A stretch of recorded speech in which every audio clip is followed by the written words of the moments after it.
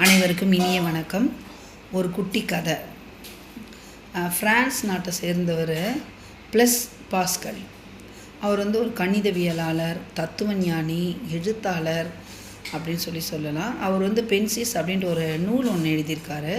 அந்த நூலில் பார்த்தீங்கன்னா மனுஷனுடைய நிலை, நம்பிக்கை, கடவுள் பற்றியெல்லாம் எழுதியிருக்காரு. அதில் ஒரு சில வாசகங்கள் வாசித்தது உண்டு. நேரம் இருந்தால் கண்டிப்பாக படிங்க.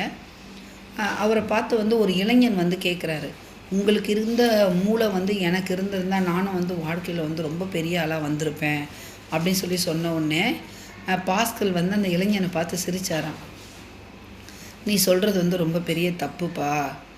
நான் இந்த நிலைக்கு தான் வருவேன் அப்படின்ட்டு என் மனசுக்குள்ளே நான் நினச்சேன். என் மன ஆற்றலை நான் வளர்த்தேன். அதனால தான் நான் இந்த நிலைக்கு உயர்ந்தேன்னு சொன்னாராம். அதுதான் உண்மை. நம்ம மனதுக்குள்ளே நம்ம மன வலிமையை நான் இப்படி தான் ஆகுவேன் அப்படின்றத ஏற்படுத்துகிற பொருட்டில் தான் நம்மளுடைய செயல்பாடுகளும் அமையும். ஆக நம்முடைய கனவு, நம்மளுடைய வெற்றி எதுவாக இருந்தாலும் அதில் முதல்ல மன வலிமை பெறுதல் ரொம்ப ரொம்ப முக்கியம். நன்றி.